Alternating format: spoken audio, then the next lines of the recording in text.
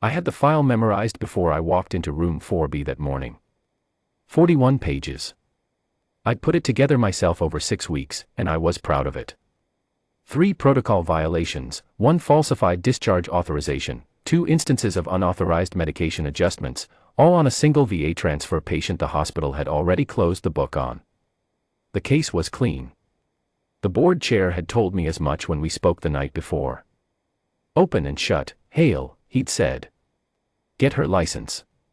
We're done by noon. I sat at the investigator's table on the left side of the room and watched her come in. She was younger than I expected, late 20s, maybe 30, in navy scrubs with a hospital lanyard still around her neck. No attorney. She'd waved one. She carried a single folder and set it on the table in front of her without opening it, and then she folded her hands and looked straight at the panel. Not at Voss specifically. Just at the panel. Calm. The kind of calm that makes you look twice. Dr. Raymond Voss was already talking before she'd been given the floor. Let the record reflect, he said, pulling his glasses down his nose in the way he had, that this panel has reviewed the investigation submitted by Mr. Hale and finds the conduct in question to be, at minimum, reckless. He said the word like it tasted good. A threat to the standard of care this board exists to protect. She didn't move. Didn't flinch. Just kept her hands folded on the table and let him talk. I noticed the edge of something in her scrub pocket then, a folded paper, soft at the creases, worn the way paper gets when it's been folded and unfolded many times over years, not weeks. I noted it and moved on. I had a job to do. The hospital's legal counsel went first, laying out the timeline. Corporal Marcus Webb had been admitted to Crestline VA Annex following a traumatic brain injury and lower limb complications from a vehicle-borne explosive event 18 months prior. After 14 months of inpatient care with minimal documented neurological improvement, the VA Coordinating Office had issued a transfer order, standard protocol for cases classified as plateau status, meaning the chart said he'd stopped getting better and the system had decided to move him to a long-term residential facility 3 states away. The nurse had been assigned to Webb's ward. What happened next was the problem. The discharge authorization, requiring a physician co-signature and a VA liaison sign-off, had been submitted with a physician's countersignature that the physician in question, Dr. Farrar, had no memory of providing. Farrar had been confronted. He was 62 and admitted his signature records were imperfect, but he did not believe he'd signed that particular form. The VA transfer had been delayed by 31 days as a result. During those 31 days, the nurse had continued treating Webb, adjusting his anti-seizure protocol on 2 occasions without a direct physician order, which was a second violation, and Webb had remained at Crestline. 31 days later, Webb had begun responding to vocal commands. The counsel let that land, then continued as though it weren't particularly relevant. I watched her face. Nothing. Her eyes tracked the counsel with the same level attention she'd given Voss. I had the sense, sitting there, that this was not the first room she'd sat in and let someone talk at her without flinching. Voss leaned into the microphone. Ms. Calloway. You understand the charges as presented? I do, she said. You falsified a patient discharge authorization to delay a lawful VA transfer. That's one way to read the document, she said. A murmur from the panel. Voss's jaw tightened. Is there another way? She didn't reach for her folder. She said, Dr. Farrar co-signed that form on a Tuesday afternoon in October. I brought it to him between his 11 o'clock and his noon rounds. He was at the nursing station. He read it. He signed it. I was standing 18 inches away. She paused. Dr. Farrar sees 14 patients a day and signs 40 to 60 documents a week. I don't doubt he doesn't remember it. Voss said, that is a convenient account. It's an accurate one. He moved to the medication adjustments. She walked him through both of them in the same tone, flat, factual, no heat. The first adjustment had corrected a dosing error she'd identified on her own review of the chart, one that had been introduced when the overnight pharmacist misread a decimal point. The second had reduced a sedative that was suppressing what she believed were early signs of intentional motor response in Webb's left hand. She had documented both in the chart. She had flagged both for Dr. Farrar in the morning. He had reviewed and confirmed both within 4 hours. You acted before physician confirmation, Voss said. I acted within the window where it mattered, she said. Both were confirmed. Neither harmed the patient. That is not the standard, Voss said. The standard. The standard assumes a physician is immediately available, she said, still without heat. At 2 in the morning in a 4-nurse VA annex, the on-call physician was managing a respiratory emergency in the East Wing. I made the call I was trained to make. I documented it. I reported it. And Marcus Webb did not have another seizure that night. The room was quiet. I had my pen in my hand and I had stopped writing. Voss shuffled his papers. He was not rattled, exactly, but he was recalibrating.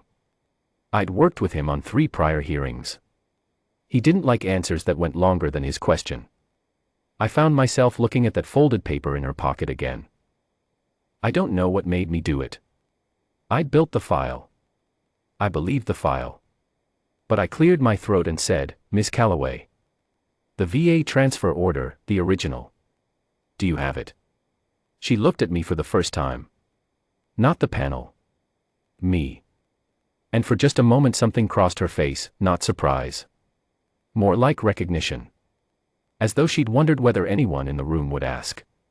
She reached into her pocket and drew out the folded paper. Set it on the table. Unfolded it slowly. It was the VA transfer order all right. I could see the header from where I sat, and it was covered in the ordinary printed text of a government routing form, but along the right margin, in blue ballpoint, someone had written 4 words. She turned it so I could read it. Not Voss. Not the council. Me. Not yet, EC. I looked up at her. I've carried it for 3 years, she said. Every shift. Voss started to speak.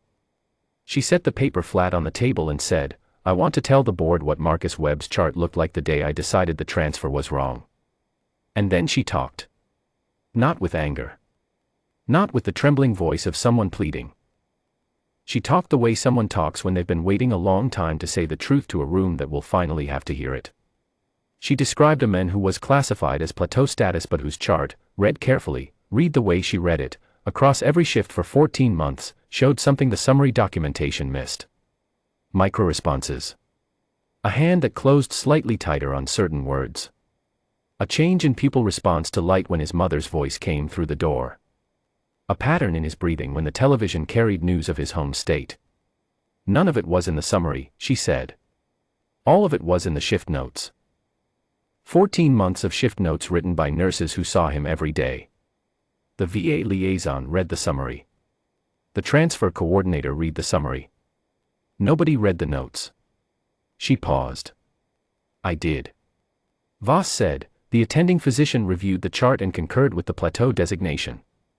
The attending had 314 patients across 2 facilities, she said. He reviewed the chart for 11 minutes. I have the access log. She opened her folder for the first time and slid a single page toward the panel. 11 minutes. I had spent 14 months. I was not writing anymore. I had stopped pretending. Voss said, this board is not here to evaluate your clinical judgment after the fact. We are here to evaluate whether you falsified documentation and exceeded your scope of. The door opened. It didn't bang. It didn't crash. It swung open quietly, the way a door opens when someone has been waiting on the other side of it for exactly the right moment, and the man who came through it was walking on his own 2 feet, which I would later learn had required 11 months of rehabilitation after the day she refused to sign the transfer.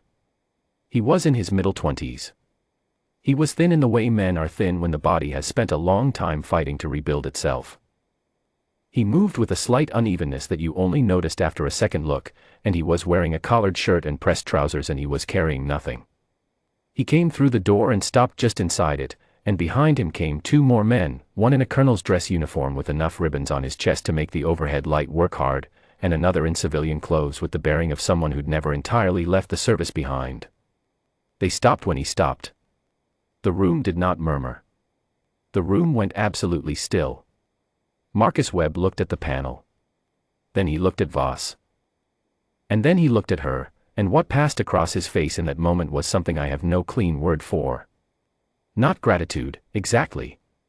More like a man who'd been at the bottom of a very deep place and was standing in the light now, looking at the person who had refused to let the door close on him. He said, "I'd like to say something, if the board will allow it." Voss opened his mouth. The colonel stepped forward. He did not raise his voice. He said, "I am Colonel Harwick, retired, former commanding officer of the 44th Support Battalion. I have submitted a written account of Corporal Webb's service record to this board. I would ask that Corporal Webb be permitted to speak." Voss looked at the submitted documentation list in front of him. I watched him find it. A single sheet, logged that morning, filed through the board's public comment process, every procedure followed, nothing to object to. His jaw moved without producing a sound. Webb spoke for 6 minutes. He did not perform it. He didn't need to. He told the board what his chart had looked like from the inside, the weeks where he'd understood everything and could control nothing, where the ceiling of his room was the only thing he saw for days at a stretch, where the system's verdict was that he had stopped improving and the world was arranging itself accordingly. He told them about the night nurse who read his chart the long way instead of the short way, who adjusted his medication at 2 in the morning because something in his hand was trying to close around a thought, who sat at his bedside on a break and talked to him about the weather in the state where he grew up because she had read far enough into his shift notes to know it would reach him. "She bought me 31 days, he said. "I used every one of them." He stopped. The room let him stop. I looked at Voss. He had his pen in his hand and he was not using it. He was looking at the table in front of him with the careful focus of a man who has realized, sometime in the last 6 minutes, that he has been wrong about something important and is now working out what that costs him. She sat with her hands folded on the table. Same posture as when she'd come in. The folded transfer order was in front of her, flattened now, the blue ballpoint margin note visible from across the room. "Not yet, EC." The colonel laid the written account on the table beside it. Webb's service record. A letter from Dr. Farrar, amended, clarifying his recollection. A letter signed by 9 nurses from the Crestline Annex, documenting the pattern of micro-responses she had flagged in the shift notes over 14 months. Voss cleared his throat. He looked at the council. The council looked at his papers. Voss said, "This panel will recess for review." He did not say reckless again. He did not say threat to patient safety. He gathered his documents with the deliberate movements of a man who no longer has anything particular to say and would prefer not to be in this room. I sat there after most of them had filed out. I don't know how long. The colonel and the civilian had stepped back into the hallway. Webb was talking quietly to her at the table, not crying, not congratulating, just talking, the way 2 people talk when they've been carrying the same weight and one of them has set it down. I picked up my 41-page file. I thought about the 6 weeks I'd spent building it. I thought about the 11 minutes on the access log against 14 months of shift notes. I thought about what I'd taken to be a clean, straightforward case against a nurse who had broken the rules, and the folded paper she'd carried in her pocket through every shift for 3 years, not to prove anything, not to wave at anyone, just because she had looked at him and the system had written off and decided that was not the final word. I set the file down. I am not a military man. I spent 30 years in administrative and licensing work and I have sat at that left-hand table in a dozen hearings, and I can tell you that what I understand now, which I did not understand when I walked into room 4B that November morning, is the difference between the standard and the thing the standard is supposed to protect. She knew the difference. She had known it for 3 years, alone on a night shift in a VA annex with a pen and a transfer order and a man the world had decided to move on from. She wrote not yet. And she was right.